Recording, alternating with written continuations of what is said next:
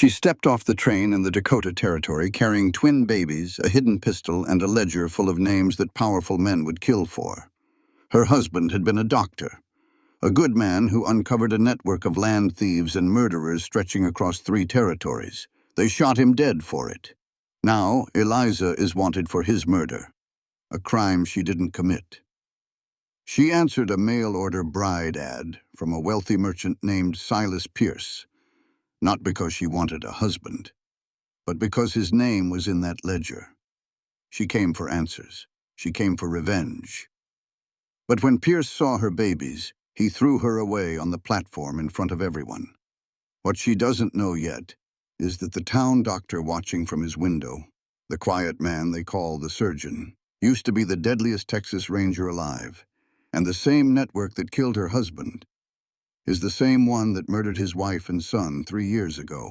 Welcome to Cowboy Horizon channel, where the Wild West reveals its most powerful stories of love forged in fire, justice paid in blood, and hearts too stubborn to surrender. This story reminds us that the people worth fighting for are the same ones worth living for, and that sometimes the bravest thing isn't picking up a gun. It's choosing to stop running and finally call somewhere home. If this story had you holding your breath, hit that like button and drop a comment. Which moment hit you the hardest? Share this with someone who needs a story worth staying up for. And subscribe to Cowboy Horizon with the bell on, so you never miss a tale from the frontier. The train arrived in Riverbend at 3 minutes past noon, carrying 6 passengers, 14 crates of supplies, and 1 woman who had already decided which man she might have to kill. Eliza Catherine Moore clutched her twins against her chest as the locomotive shuddered to a stop. Steam hissed from the wheels, mixing with the snow that fell in thick white curtains across the Dakota Territory. She had been traveling for 12 days. 12 days of hard wooden benches, crying babies, and the constant fear that someone was watching her. Someone was. She had noticed him on the 2nd day out of Kansas City, a man in a black duster coat who sat 3 rows back and never seemed to sleep. He watched her with eyes that reminded her of a hawk tracking a rabbit across an open field. She pretended not to notice. She was good at pretending. Emma squirmed in her left arm, letting out a small cry of protest against the cold. Thomas, her twin brother, remained silent as always, studying the world with serious gray eyes that seemed far too old for an 8-month-old baby. He had his father's eyes. The thought sent a knife through her heart. The platform was crowded with people bundled against the bitter wind. Eliza scanned the faces, searching for the man she had come to meet. Silas Pierce, wealthy merchant, respected citizen. Her ticket to a new life. At least that was what his letters had promised. She spotted him immediately. He stood apart from the common folk, dressed in a fine wool coat with a gold watch chain glinting at his vest. 2 armed men flanked him, which struck her as unusual for a simple merchant. His smile was wide and practiced, the smile of a man who was used to getting what he wanted. That smile froze the moment he saw the babies. Eliza stepped down from the train car, her boots crunching in the fresh snow. She walked toward him with her chin held high despite the trembling in her legs. She had come too far to show weakness now. Silas Pierce did not move to greet her. Instead, he stood rooted to the spot, his eyes fixed on Emma and Thomas, with an expression that shifted from surprise to disgust in the space of a heartbeat. "You brought children," he said. His voice was loud enough for everyone on the platform to hear. Conversations stopped. Heads turned. Eliza felt the weight of a dozen stares pressing down on her. "I wrote to you about them," she said, keeping her voice steady. "You said in your letter that you understood. You said it would not be a problem." Silas waved his hand dismissively as if swatting away a fly. "I said I wanted a wife, not another man's leavings." The words hit her like a physical blow. Around her the crowd began to whisper. She heard fragments of conversation. Poor thing, should have known better. "What kind of woman travels alone with babies?" "My children are not a trick, Mr. Pierce," she said. "They are all I have." Silas's lip curled. "Then you have very little, Mrs. Moore. I suggest you find yourself passage back to wherever you came from. This arrangement is concluded." He turned and walked away without another word. His armed men followed, casting looks back at her that held no sympathy, only cold amusement. The crowd began to disperse, leaving Eliza standing alone on the platform with snow gathering on her shoulders and her babies beginning to cry. She had no money for a return ticket. She had no family waiting for her anywhere. She had burned every bridge and spent every penny to get to this frozen piece of nowhere, and now she stood with nothing but two hungry infants and a bag full of secrets that men would kill for. The man in the black duster stepped off the train behind her. He did not approach. He simply watched from a distance, making no effort to hide his interest. Eliza felt ice form in her stomach that had nothing to do with the weather. Then a hand touched her elbow. "You need warmth," a woman's voice said, "and food. Come with me." Eliza turned to find an older woman standing beside her. She was broad-shouldered and plainly dressed with iron-gray hair pulled back in a practical bun.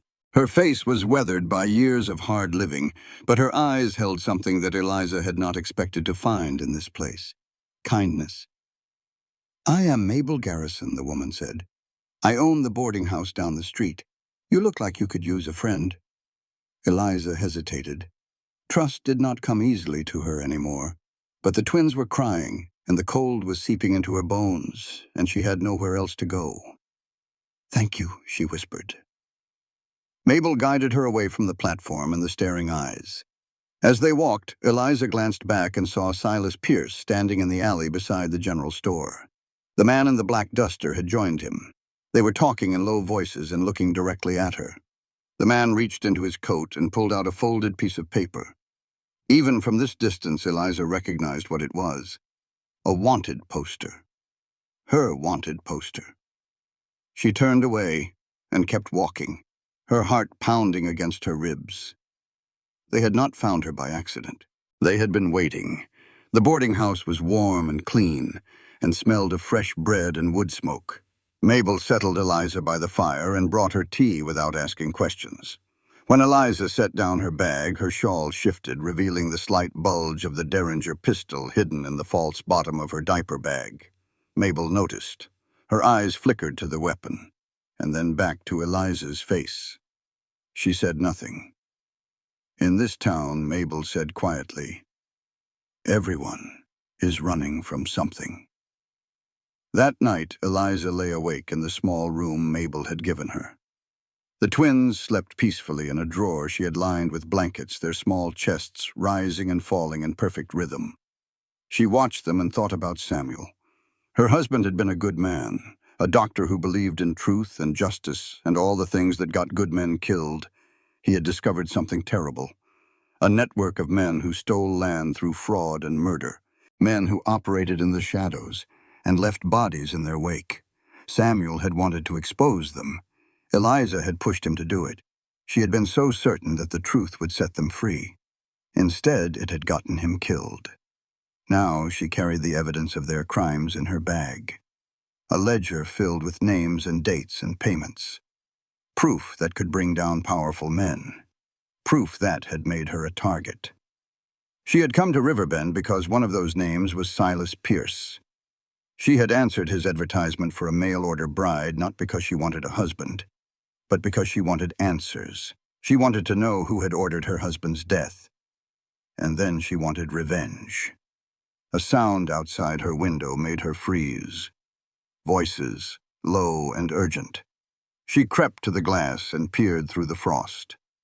In the alley below, Silas Pierce stood with the man in the black duster.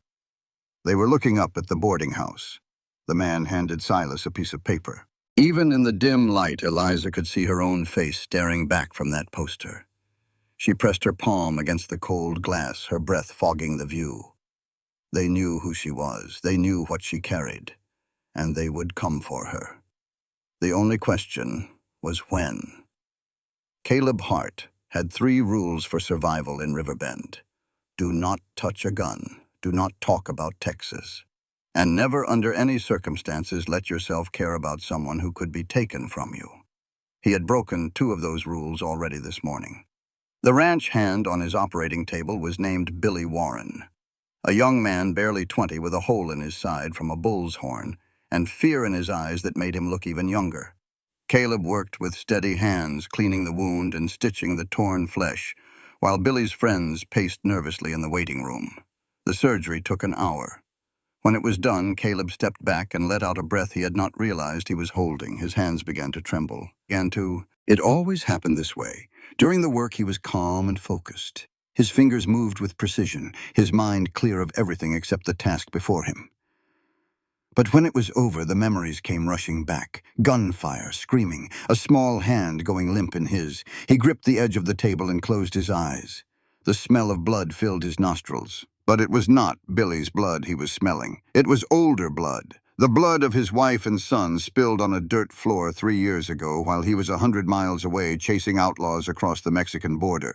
He had been a Texas Ranger then. They called him the surgeon because of his precision with a pistol. He never missed. He never hesitated. He was the best shot in the company, and he had been so proud of that skill until he learned what it cost. The Comancheros had come for his family as a message. Stay away from our business, or we will take everything you love. By the time he got home, there was nothing left but ashes and graves. He had buried his badge with them. Caleb opened his eyes and looked at his reflection in the mirror above the wash basin.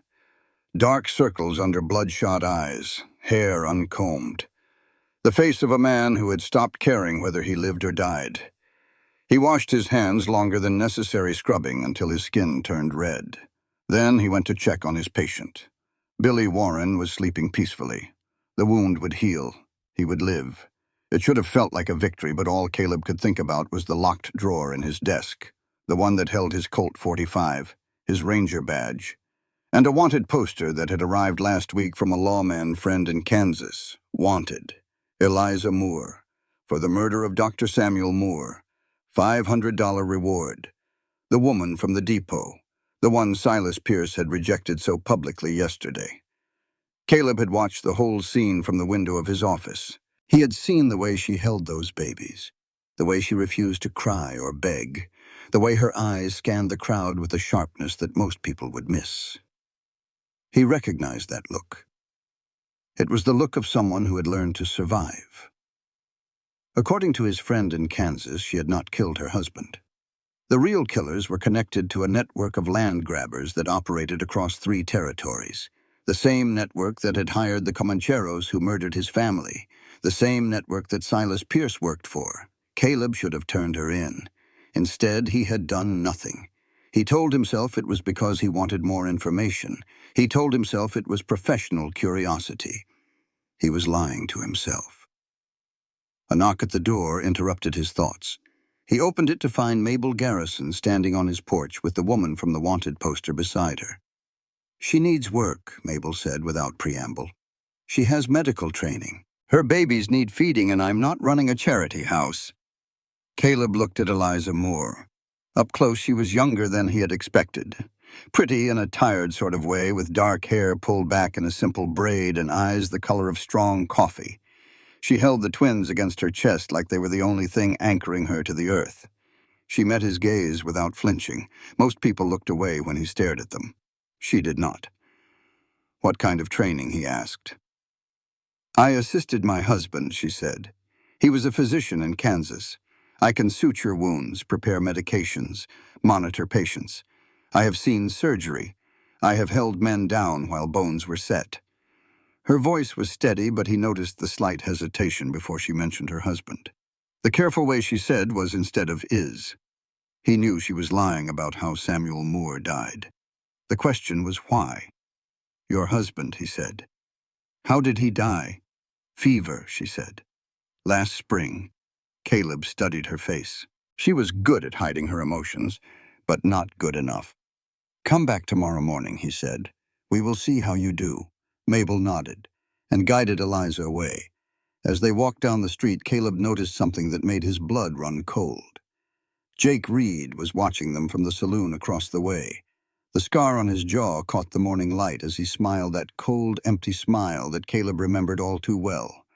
Jake had been his partner once, his mentor, his brother in all the ways that mattered. They had ridden together for 8 years hunting outlaws and dispensing frontier justice. Jake had taught him to shoot. Jake had been there the day he found his family's bodies. Jake had held him back when he tried to put a bullet in his own head. Then Caleb had left. He had walked away from the Rangers and the violence and the endless killing. He had not said goodbye. He had not explained. He had just disappeared. And Jake had never forgiven him. Now Jake worked for Silas Pierce. He led the crew of gunmen who enforced Pierce's will across the territory. He had become everything they had once sworn to fight against. And he was looking at Eliza Moore like a wolf looks at a wounded deer. Caleb went back inside and locked the door. He stood in his empty office and listened to the silence. Then he walked to his desk and opened the locked drawer. The Colt gleamed in the dim light. He had not touched it in 3 years, had not cleaned it or loaded it or even looked at it. He had tried to convince himself that man was dead. The surgeon, the killer, the ranger who never missed. He picked up the wanted poster and stared at Eliza's face. She was running from the same people who had destroyed his life. She was carrying evidence that could bring them down, and she had no idea that the danger was so much closer than she realized. "What are you running from, Mrs. Moore?" he whispered to the empty room. "And what happens when it catches up?" He put the poster back and closed the drawer. But he did not lock it this time. Some questions he had learned were better answered by watching than asking. Jake Reed rode into Riverbend the way death rides into a sick room. Quiet, inevitable, impossible to ignore. 6 horses came down the main street at noon, their hooves kicking up clouds of dust that mixed with the falling snow. The townspeople scattered like quail before a hawk. Shopkeepers locked their doors. Mothers pulled their children inside. Even the dogs seemed to sense the danger, slinking into alleys and hiding under porches. Jake led the procession, sitting tall in the saddle with his gray eyes scanning the street like a general surveying a battlefield. The scar across his jaw was a pale line against his weathered skin. He wore 2 pistols on his hips and carried a rifle across his saddle. His men were similarly armed. They looked like what they were, professional killers. They stopped in front of the doctor's office. Eliza was inside arranging medical supplies on the shelves when she heard the horses. She moved to the window and felt her stomach drop at the sight of those cold eyes. "Who are they?" she asked. Caleb did not look up from the patient chart he was reviewing. "Trouble," he said. The door opened without a knock. Jake Reed stepped inside, filling the small room with his presence. He looked around, taking in the neat rows of medicine bottles and the examination table, and the 2 cribs in the corner where Emma and Thomas slept peacefully. His eyes settled on Eliza. "Well, well," he said. "The surgeon himself. Never thought I would find you playing nursemaid to farmers." Caleb set down his pen and turned to face his former partner. His face was carefully blank, but Eliza noticed the way his hands had gone still, the way his shoulders tensed beneath his coat. "What do you want, Jake?" Jake smiled, that cold, empty smile. "One of my boys took a bullet during a hunting accident. Need you to patch him up." He gestured, and 2 of his men carried a third through the door. The wounded man was pale and sweating with blood seeping through a makeshift bandage on his shoulder. Eliza could tell at a glance that the bullet was still inside. "Put him on the table," she said before she could stop herself. Jake's attention snapped to her. His eyes narrowed, studying her face with unsettling intensity. "You look familiar," he said. "Have we met?" Eliza's heart hammered in her chest, but she kept her voice steady. "I do not believe so."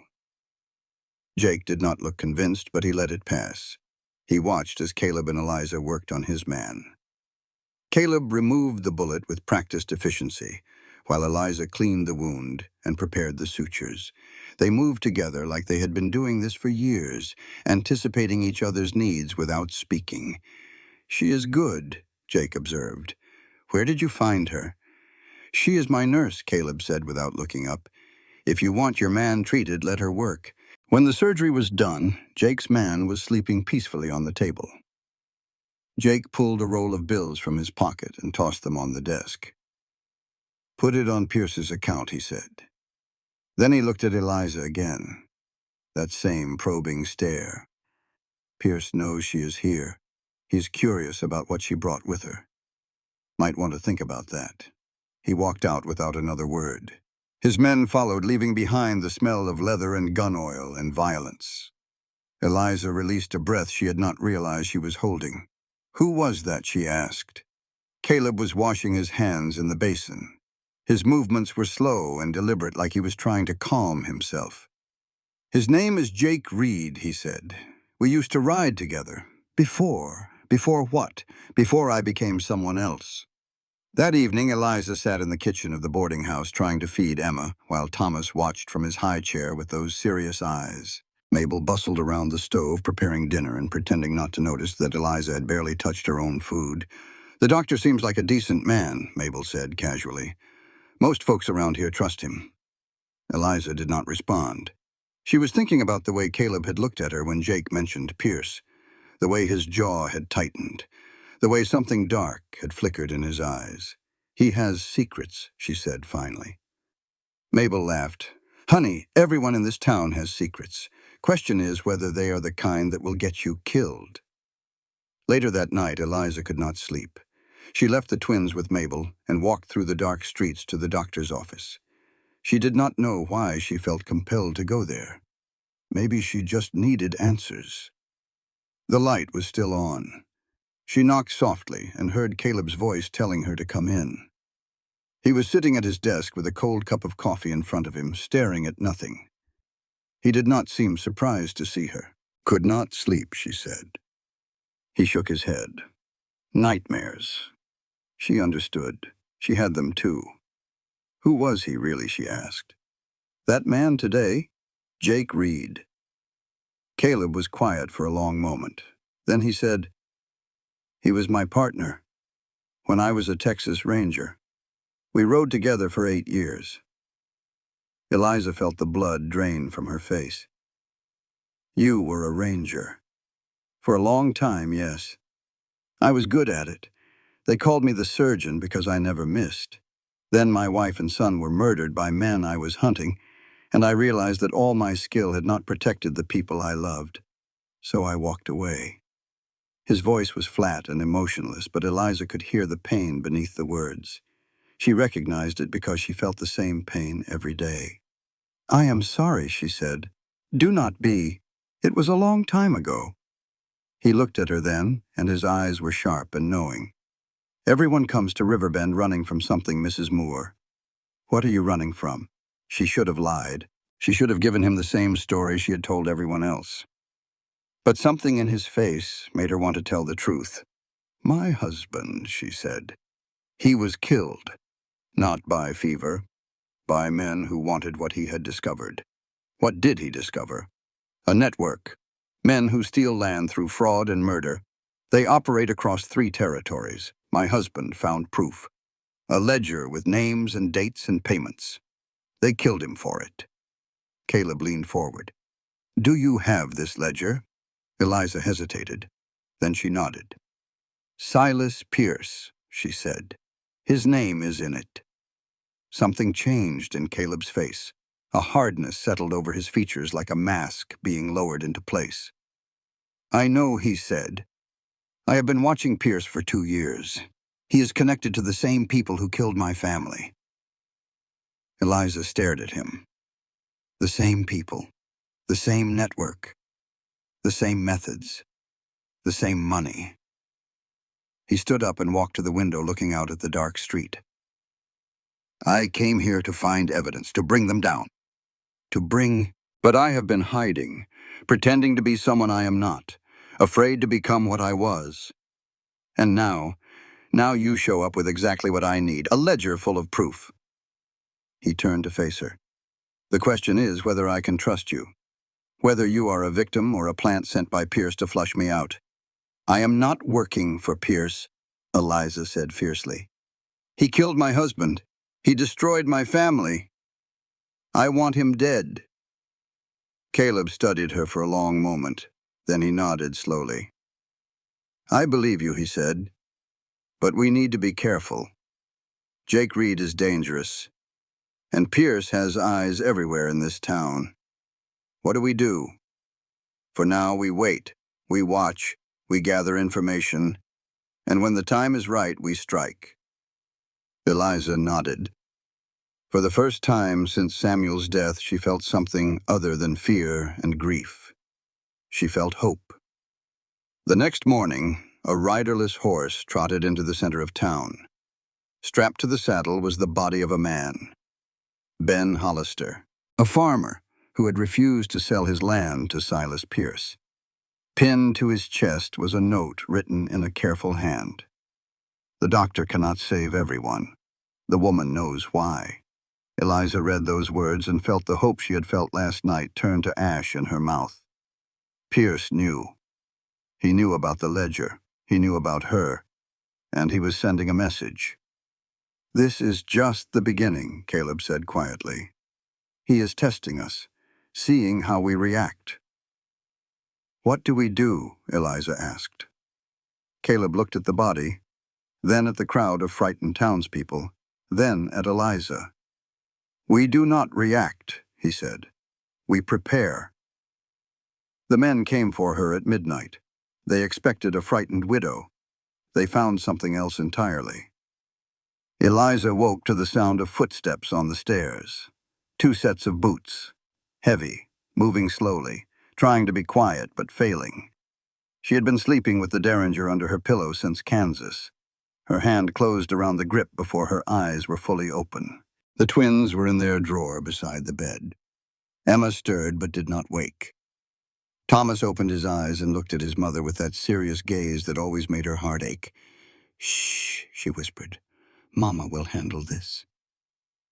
The door creaked open. 2 men stepped into the room. They wore bandanas over their faces, but she recognized the build of one of them. He had been with Jake Reed in the doctor's office. She had seconds to decide. She chose to scream. It was a calculated performance, loud and terrified and helpless. She grabbed the twins and backed into the corner, clutching them to her chest like a shield. "Please," she cried, "please do not hurt my babies." The men hesitated. They had expected resistance, perhaps, but not this. Not a hysterical woman with crying infants. What they did not see was that she had positioned herself near the window, an escape route. Her bag with the ledger was in her other hand, and the derringer was cocked beneath the blanket covering Emma. "Shut her up," one of the men hissed. "Find the papers." The other man moved toward her dresser and started pulling open drawers. He tossed clothes onto the floor, rifled through her belongings, growing more frustrated with each passing second. "Where is it?" he demanded. "I do not know what you are talking about." Eliza sobbed. "Please just take whatever you want and leave us alone." A crash from downstairs. Heavy footsteps on the stairs. Then Caleb burst through the door with a rifle in his hands. "Get away from her," he said. His voice was low and deadly. The intruders exchanged a look. Then they ran, out the window and into the night like shadows fleeing the dawn. Caleb crossed the room in 3 strides. His hands were on her shoulders. His eyes searched her face. "Are you hurt?" "No." She was shaking now, the adrenaline flooding her system. "We are fine." He helped her to her feet and noticed several things at once. Her hands were not trembling anymore. Her breathing had already returned to normal, and there was a derringer-shaped bulge pressed against her thigh beneath the baby blanket. He said nothing, but she saw the understanding in his eyes. The next morning, Caleb confronted her in his office. The twins were asleep in their cribs, and Mabel had gone to the market. They were alone. They were not random thieves, he said. They were looking for something specific. "What do they want from you?" Eliza looked at him for a long moment. Then she made a decision. "My husband," she said. "He did not just discover the network. He documented everything. Names, dates, payments. It is all in a ledger that I have been carrying since Kansas. Silas Pierce wants it because his name is in it. Where is it now?" "Safe. Nowhere is safe if Pierce wants it." She knew he was right. She had been running for months, and they had found her anyway. They would keep finding her. "I need to show you something," she said. She went to her bag and retrieved the ledger from its hiding place in the false bottom. She had not opened it since leaving Kansas. Looking at Samuel's handwriting was too painful. She handed it to Caleb and watched his face as he flipped through the pages. He went still. "What is it?" she asked. He showed her a page near the middle. 2 names written in Samuel's careful script. S. Pierce, Riverbend Territory. C. Hart, witness fee paid. Eliza felt her blood turn to ice. That is your name, she said. You are in the ledger. Caleb's jaw tightened. I can explain.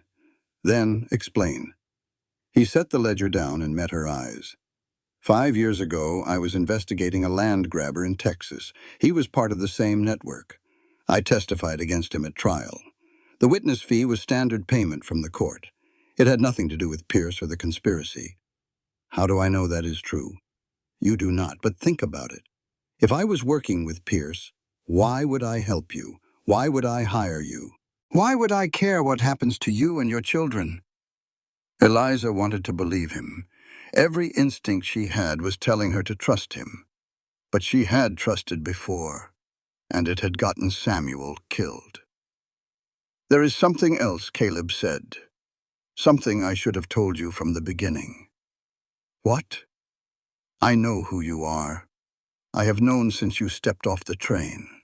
She froze. He reached into his desk drawer and pulled out a piece of paper, a wanted poster. Her face stared back at her above the words, Murder of Dr. Samuel Moore. $500 reward. A lawman friend in Kansas sent me this, he explained. But he also sent other information. He told me you were framed, that the real killers were connected to a network that spans 3 territories. The same network that hired the Comancheros who murdered my wife and son. Eliza could not breathe. You knew, she whispered, this whole time. I needed to be sure you were not a plant. Pierce has been waiting for something. When you arrived, I thought maybe he had brought you here to flush me out, but I watched you. I saw how you held your children, how you refused to break when Pierce rejected you, how you kept that derringer hidden, even when you were pretending to be helpless. He stepped closer. I know a survivor when I see one, Mrs. Moore, and I know you are not my enemy. The tears came before she could stop them. She had been holding them back for so long. Months of running, months of fear, months of carrying the weight of Samuel's death on her shoulders. Caleb did not reach for her. He simply stood there solid and steady and let her cry. When the tears finally stopped, she wiped her eyes and looked at him. What happens now? She asked. Now we work together. We find a way to bring Pierce down, and we make them pay for everyone they have hurt. That evening, news arrived that another homestead had been burned. The Gundersons, a family of 7. The children had been inside when the fire started. Caleb and Eliza rode out together to help. The scene was worse than she had imagined. The farmhouse was a smoking ruin. The mother sat in the dirt staring at nothing, while her husband raged at the men who had come too late. Pierce said, if we did not sign over by Saturday, it would be the house, next time the farmer said, with us inside. I did not believe him. I thought no man could be that evil. Eliza treated the children's burns. Her hands were gentle, and her voice was soothing. But inside she was burning with an anger she had not felt since the night Samuel died. She looked at those frightened faces. She thought about Emma and Thomas. She thought about all the families Pierce had destroyed, and would continue to destroy unless someone stopped him. She could not run anymore. If she ran, Pierce won. Other families would suffer. Other children would cry in the ashes of their homes. I am done hiding, she told Caleb as they rode back to town. I am done being afraid. Whatever it takes, I want Pierce to pay for what he has done. Caleb looked at her and nodded. Then we make a plan, he said, and we see it through to the end. Caleb Hart had proposed to a woman once before on a spring morning in San Antonio. She had said yes with tears in her eyes. This time the proposal came with guns at the door and blood in the air. Sheriff Wyatt McCall arrived at the doctor's office just after dawn. He was a decent man caught in an impossible situation. His face was apologetic, but his hand rested on his pistol. Mrs. Moore, he said, I have a warrant for your arrest. Eliza felt the floor drop out from beneath her feet. On what charge? Theft. Silas Pierce claims you stole jewelry from his home. He has witnesses. Paid witnesses, Caleb said. His voice was cold. Probably, the sheriff admitted quietly. But the law is the law, Doc. I have to take her in. Eliza understood immediately what Pierce was doing. A theft charge would allow them to search her belongings. They would find the ledger. Once they had it, she would disappear into some territorial prison and never be seen again. Give me 1 hour, Caleb said. I cannot do that.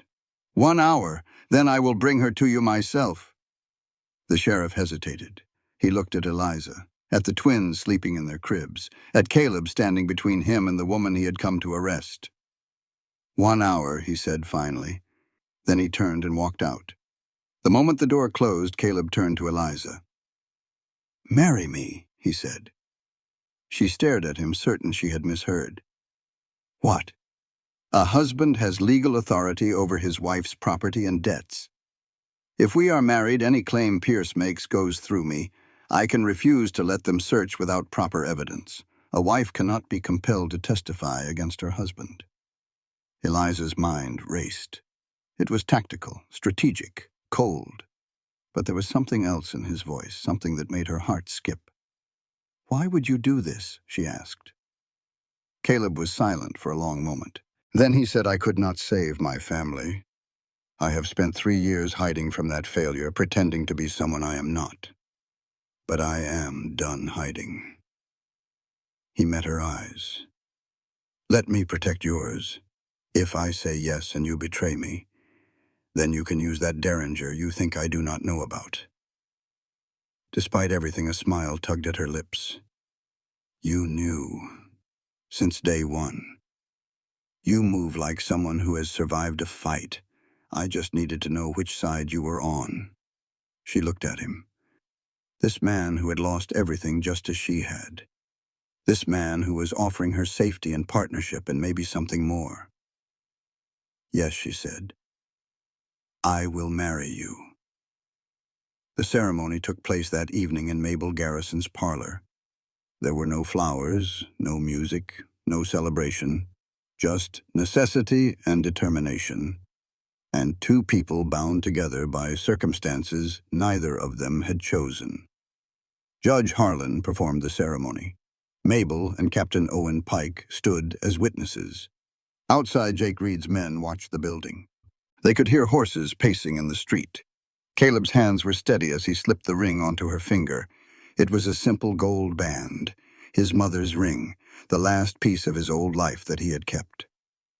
I, Caleb Hart, take you, Eliza Moore, to be my wife, he said, in sickness and in health, in danger and in peace, until death do us part. Eliza's voice did not waver as she repeated her vows. She was not promising love, not yet. She was promising partnership, alliance, mutual survival. But when Caleb kissed her, she felt something shift between them. It was brief and chaste, a kiss for legality. But when they pulled apart, his hand lingered on her waist a moment longer than necessary. Sheriff McCall returned an hour later. He had paperwork in his hands and frustration on his face. Mrs. Hart, he said, the charges have been complicated by your marriage. Pierce will have to refile with new evidence.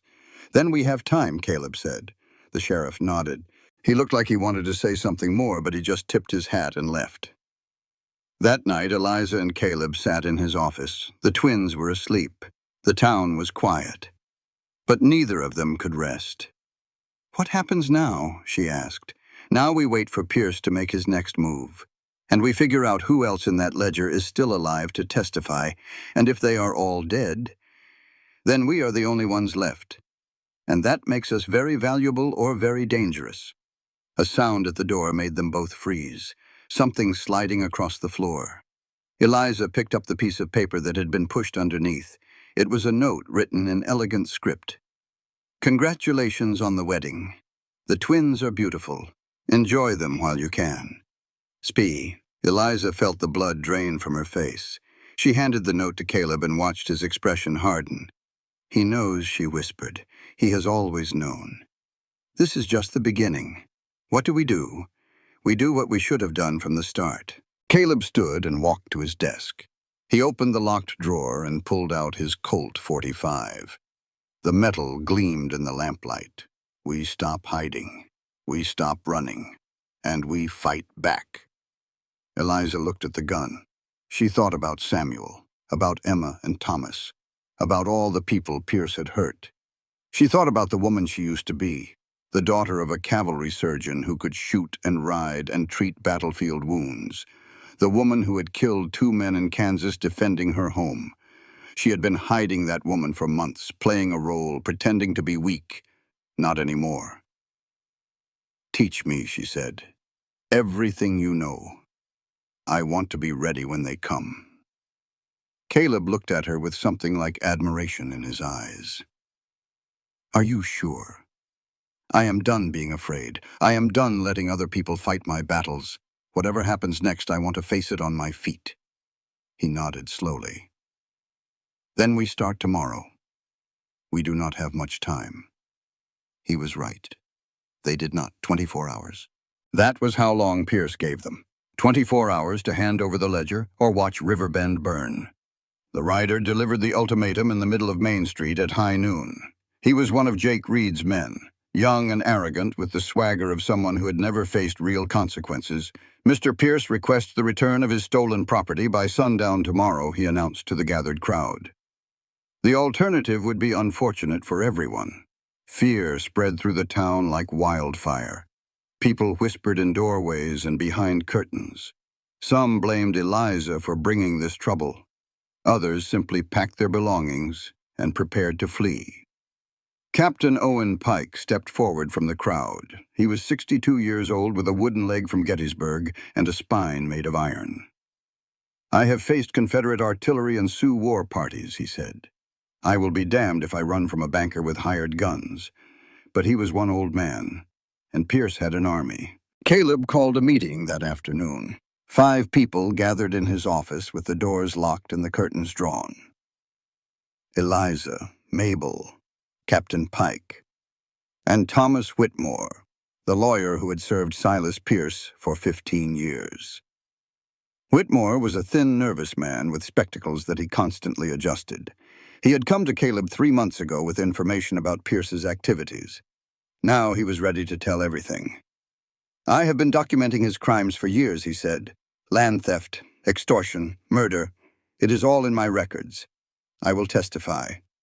But there is a condition." "What condition?" Caleb asked. "My daughter, Clara. She works at Pierce's ranch. He keeps her there to ensure my loyalty.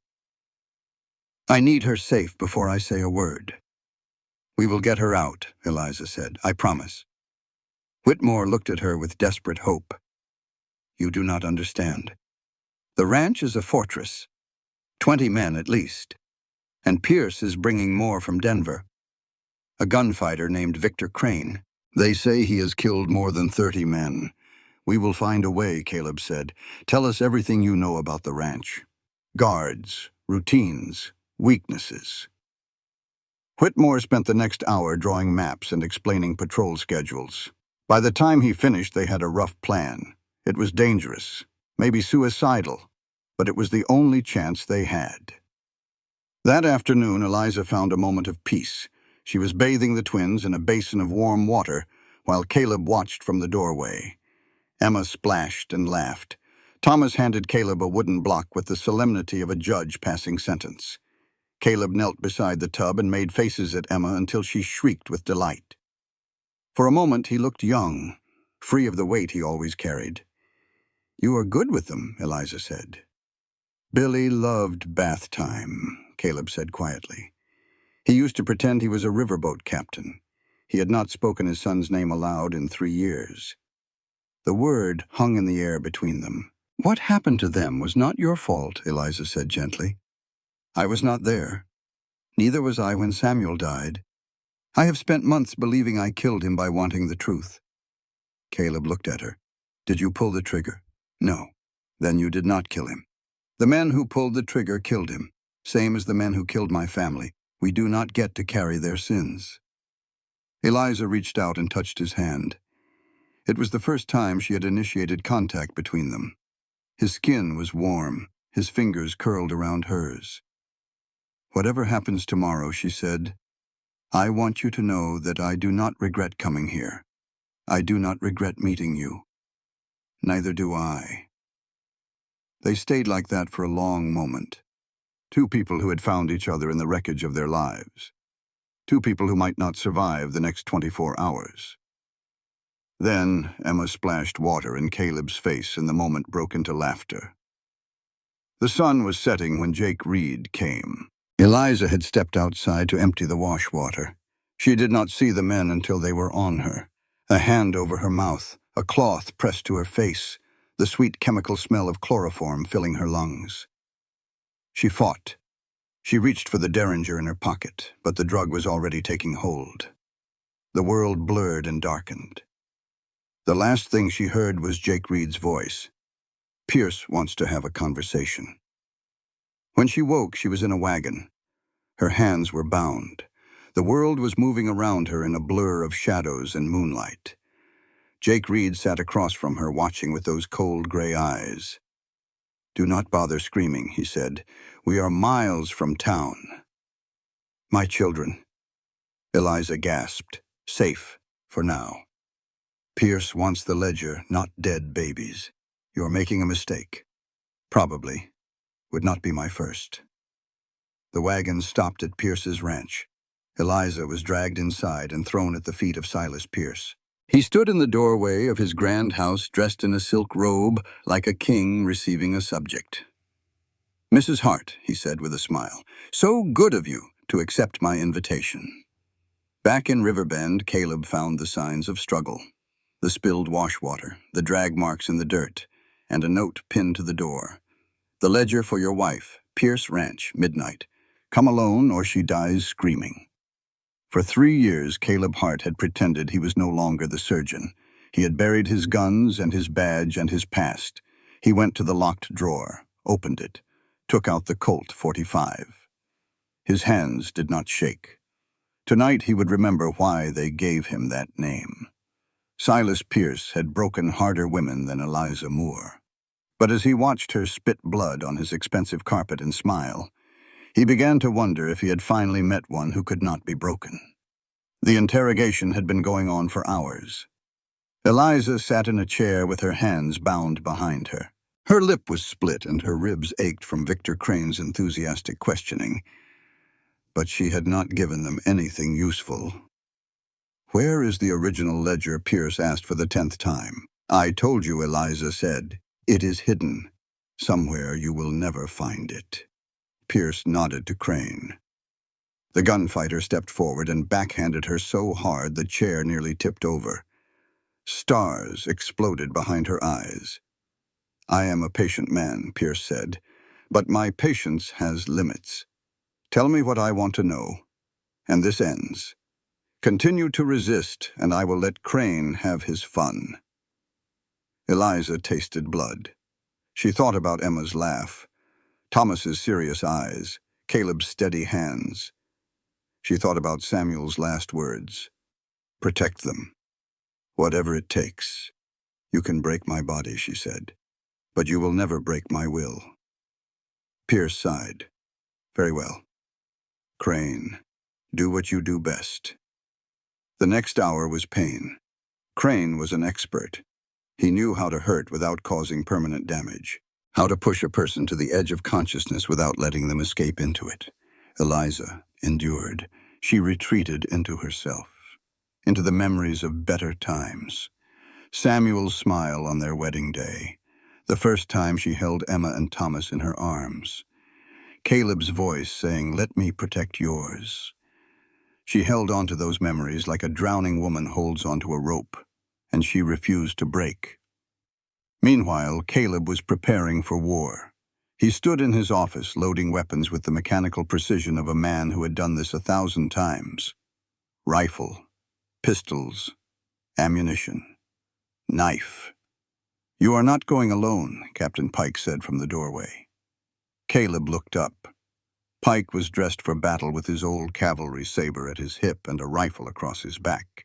Despite his wooden leg, he stood straight and proud. "This is not your fight," Caleb said. "The hell it is not. I knew her father, Colonel James Holloway, finest surgeon in the cavalry. That woman in there is his daughter, and she's worth fighting for. You could be killed. Son, I should have died 20 years ago at Gettysburg. Everything since has been borrowed time. Let me spend it on something that matters. Mabel appeared behind Pike. She carried a shotgun with the ease of long practice. I am coming too, she said. That girl has been under my roof for months. She is family now, and we do not abandon family. Thomas Whitmore stepped forward last. He was pale and trembling but determined. I know the ranch, he said. Every entrance, every guard position, every escape route. You need me. Caleb looked at the four of them. An old soldier, a former prostitute, a frightened lawyer, and himself. A broken man who had spent 3 years running from his past. It was not much of an army, but it was all they had. Let us move, he said. At Pierce's ranch, Eliza was running out of time. She had overheard the guards talking through the wall. Hart is coming tonight. Coming. Pierce wants him alive. Needs to know what he told the Rangers. And after they got the ledger, Crane could have his fun with her. She tested her bonds. They were tight, but not impossible. If she could just reach the letter opener on the desk. The door opened. A young woman entered carrying a pitcher of water. She was thin and frightened with dark circles under her eyes. Clara Eliza whispered, Whitmore's daughter. Clara set down the pitcher and leaned close. My father sent word, she breathed. They are coming at midnight. I can loosen your bonds. Get me something to cut with, Eliza said. Then get yourself to the kitchen and stay hidden. Clara hesitated. You are not really a frightened widow, are you? Eliza's eyes changed. The softness hardened. The fear became focus. My father taught me to shoot before I could read, she said. My husband taught me to heal. And the men who killed him taught me there is a time for mercy and a time for war. I have been merciful long enough. Clara brought a knife, small but sharp. Eliza cut through her bonds and retrieved her derringer from the bag they had thrown in the corner. 2 shots. She would need to make them count. She checked the chamber, took a breath, let the mask she had worn for 6 months finally fall away. For the first time since Kansas, she was no longer Eliza Moore, the frightened widow. She was Eliza Hart, survivor, fighter, mother, and God help anyone who stood between her and her children. The clock struck midnight. Somewhere outside, a rifle shot echoed across the ranch. The battle had begun. A guard burst into the room. Eliza was ready. 1 shot through the heart, clean, efficient, exactly the way her father had taught her. She took his gun, his knife, his ammunition. Then she moved into the hallway silent as smoke hunting for the man who had ordered her husband's death. The last time Caleb Hart had killed a man, he had promised God and himself it would be his final time. Walking into Pierce Ranch with a gun in each hand, he knew that was one more promise he could not keep. The assault began at midnight. Pike's rifle took out the first sentry, a clean shot from 200 yards. The old soldier had not lost his touch. Caleb moved through the darkness like a ghost. He had spent 8 years learning to track and kill in the Texas wilderness. The skills came back to him like breathing. 2 guards at the main gate. He took them both before they could raise an alarm. 2 shots, 2 bodies. Behind him, Whitmore guided them through a side entrance he had used 100 times. Mabel covered their rear with her shotgun steady and ready. They breached the compound. The courtyard exploded into chaos. Jake Reed's men came pouring out of the bunkhouse. Gunfire lit up the night. Caleb felt something hot graze his shoulder, but he did not slow down. He was not Caleb Hart anymore. He was the surgeon. Cold, precise, deadly. Every shot found its mark. Every movement was calculated. He had tried to bury this part of himself, but it had always been there, waiting. Pike fought beside him like a man half his age. The wooden leg did not slow him down. He had survived Gettysburg. He had fought Sioux warriors on the plains. A bunch of hired guns were nothing. Not bad for an old man with 1 leg, Pike shouted over the gunfire. Inside the house, Eliza was fighting her own battle. She moved from room to room, taking down guards with a combination of gunfire and blade work. Her face was bloody. Her dress was torn, but her eyes were clear and focused. She had one goal: find her children.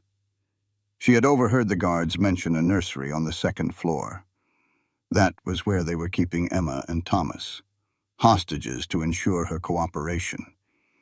She reached the stairs and started climbing. A guard appeared on the landing. She did not hesitate. The knife found his throat before he could shout. She kept moving. Another guard, another body, another. Then she was there. A door at the end of the hallway. She could hear crying on the other side. She kicked it open. Emma and Thomas were in a crib, alive, unharmed. A single guard stood watch over them. "Get away from my children," Eliza said. The guard raised his gun. She was faster. The derringer spoke once. He fell. She gathered her babies into her arms and held them tight. For one moment the warrior disappeared. She was just a mother clutching her children, trembling with relief. "Mama is here," she whispered. "Mama is here. It is okay." Then footsteps in the hallway. Heavy boots, coming fast. Eliza grabbed the dead guard's rifle. She positioned herself between the crib and the door, ready for whatever came next. Jake Reed appeared in the doorway, gun drawn, eyes cold. For a long moment, neither of them moved. The children's cries seemed to affect Jake in ways Eliza had not expected. Something cracked in his face, a pain older than anything that had happened tonight. Crane's voice echoed from downstairs. "Reed, is she in there? Bring her out." Jake stood there, his gun aimed at Eliza, his finger on the trigger. Then he lowered his weapon. "Go," he said. "Backstairs to your left. I will hold them." Eliza stared at him. "Why?" "Because once I let a good man down, and those children deserve better than what I became." Crane appeared behind Jake, saw the lowered gun, understood immediately. "Traitor," he snarled. The guns blazed. Jake took 2 bullets in the chest, but he kept shooting until Crane fell. Then Jake collapsed against the wall, blood spreading across his shirt. "Go," he gasped. "Now." Eliza ran down the back stairs, through the kitchen, out into the chaos of the night. Caleb found Jake minutes later. His former partner was slumped against the wall, barely breathing. "Jake?" "No." "You were right," Jake whispered. "To leave. I should have gone with you. Why did you not? Thought I was not worth saving. Was I wrong?" Caleb gathered him in his arms. "You just saved her. The children. You gave everything. Then tell them. Tell them I chose right, once." Jake Reed died with those words on his lips. Caleb closed his eyes, set down his guns for just a moment. Mourned the man his friend had been before the darkness took him. Then he picked up his weapons and went to find his wife. They met in the main hallway. Both bloody, both exhausted, both alive. No words were needed, just a look that said everything. Then Silas Pierce appeared. He had been hiding while his men died, letting others fight his battles. But now he stood at the end of the hall with a shotgun aimed at them both. "You think you have won," he said. "The senator will send more men. This territory belongs to us. Always has. Always will," maybe Eliza said. "But you will not live to see it." 3 guns. 3 people who had lost everything. A standoff with no easy resolution. Then a voice behind Pierce. "Drop it. Captain Pike." He had circled through the house. Now he stood behind Pierce with his rifle raised. Pierce spun. Both men fired, both men fell. Eliza and Caleb rushed forward. Pike was on the ground, blood spreading from his stomach. Owen. Stay with me." "Stop wasting supplies," Pike whispered. A weak laugh escaped his lips. "I was supposed to die 20 years ago at Gettysburg. Everything since was borrowed time." Eliza knelt beside him. "You never told me you knew my father. Some things you have to earn. You earned it tonight." His hand found hers. "Make it worth something. All this blood. Make it mean something." Captain Owen Pike died as the first light of dawn broke over the mountains. Eliza and Caleb held each other in the ruins. The twins cried somewhere nearby. Fire crackled in the outbuildings. They had won. It did not feel like winning. It felt like surviving. And sometimes that had to be enough. The first 3 days after the battle, Caleb did not sleep. The fourth day, Eliza found him collapsed at his desk and realized they both had healing to do. The kind that did not respond to medicine. Riverbend was changed by what had happened at Pierce Ranch. Some people celebrated. Silas Pierce had terrorized this territory for years, and now he was dead. Others were afraid of what might come next. The powerful rarely fell without consequences. Sheriff McCall arrived with a posse too late to help, but in time to document the carnage. Silas Pierce, Victor Crane, Jake Reed, Captain Owen Pike, a dozen hired guns. The survivors told their stories. Thomas Whitmore testified to everything he knew. Clara Whitmore was finally free. The ledger was handed over to U.S. Marshal Collins, who had been tracking Pierce's network for 2 years. It was exactly the evidence he needed. Warrants were issued. Senator Whitfield in Washington was placed under investigation. The whole corrupt network began to crumble. And Eliza Moore Hart was officially cleared of all charges. She received the news in Caleb's office. The twins were playing on a blanket in the corner. Emma was trying to stack blocks. Thomas was methodically knocking them down. "You are free," the marshal said. "The murder charge has been dropped. You are no longer a wanted woman." Eliza thanked him, shook his hand, watched him leave. Then she sat down and cried. She cried for Samuel, for everything they had lost, for the months of running and hiding and fear. Caleb sat beside her and held her hand. He did not try to stop the tears. He just let them come. The funerals were held a week later. Captain Pike was buried in the veterans section of the cemetery. Half the town attended. His gravestone read Owen Pike. He held the line. Jake Reed had no service, no mourners except one. Caleb dug the grave himself on a quiet hillside outside of town. He placed his old ranger badge on the coffin before closing it. "You chose right, Jake," he said. "At the end, you chose right. I hope that is enough." Life slowly returned to normal, or what passed for normal in a town that had survived a war. The practice reopened. Patients came with wounds and illnesses and the everyday problems of frontier life. Eliza worked beside Caleb, learning everything he could teach her. The twins grew bigger every day. Emma took her first steps. Thomas said his first word. "Doctor." He pointed at Caleb when he said it. Caleb pretended not to notice how much that meant to him. But Eliza saw the tears in his eyes. One evening she found him struggling with a delicate suture. His right hand was trembling. The bullet he had taken during the assault had damaged the nerves. "I cannot do the fine work anymore," he admitted. "Not reliably." "Then teach me," Eliza said. "I will be your hands when you need them." Partners? Partners. That night they lay together in the darkness. Not touching, not yet, but closer than they had ever been. "I was afraid," Caleb said, "not of dying, of becoming what I was, of losing myself in the killing again." "Did you?" Eliza asked. "I do not know. I did what needed doing, but I felt it. The old coldness, the efficiency. Part of me missed it. That part kept you alive, kept us alive. What if I cannot put it away again?" Eliza turned to face him. "Then I will help you. The way you helped me remember I was not just a widow running scared. We are not who we were before this. Maybe that is okay. Maybe we get to be someone new." She touched his face, felt the stubble on his jaw, the warmth of his skin. He kissed her, not the brief, chaste kiss from their wedding.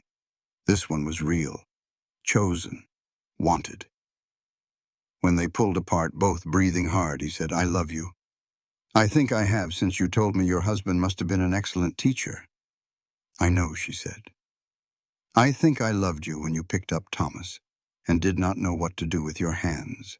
Outside, Riverbend slept under stars that did not care about human grief or human love. Inside, two people who had expected to die alone found something worth living for. 1 month after the battle at Pierce Ranch, Eliza Moore Hart stood on the platform where her journey began and realized she had finally stopped running. Riverbend had changed in the week since Pierce's death. His empire was being dismantled piece by piece. The ranch was sold to the families he had victimized. The bank came under new management. Mabel Garrison now ran the general store, turning it from a place of exploitation into a place of community. The doctor's office had a new sign: Hart and Hart Medical Practice. Eliza was officially training as Caleb's partner. Patients called them both Doc. The twins were walking now. Emma charged fearlessly at everything that caught her attention. Thomas moved more cautiously, always watching, always calculating. They were so different, and she loved them both beyond measure. Eliza was at the depot to pick up medical supplies when the train arrived. She watched the passengers descend, remembering her own arrival 6 months ago. The fear, the cold, the moment when her whole world fell apart. Then she saw her. A young woman stepped off the train. She was thin and pale with dark circles under her eyes. She clutched a small child against her chest and looked around the platform with an expression Eliza recognized all too well. Hope dying before it had a chance to bloom.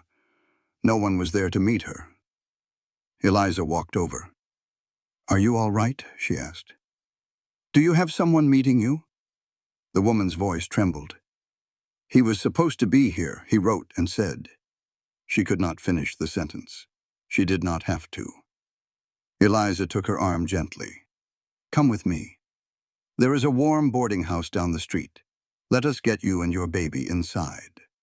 As they walked, the woman looked at her with confusion. "Why are you helping me? You do not know me." "Someone helped me once," Eliza said, "when I had no one. This town taught me that strangers can become family." She smiled. "Welcome to Riverbend." That evening, Eliza returned home to find Caleb reading to the twins by the fire. Emma had fallen asleep in his lap. Thomas was fighting to stay awake, determined to hear the end of the story. She stood in the doorway, watching them, her heart so full it ached. Caleb looked up. "You are crying," he said. "Happy tears. Is that a thing?" "It is now." Later, after the children were asleep, they sat together by the window. Snow was falling softly on Riverbend. The town was quiet and peaceful. "I need to tell you something," Eliza said. Caleb's expression turned worried. "What?"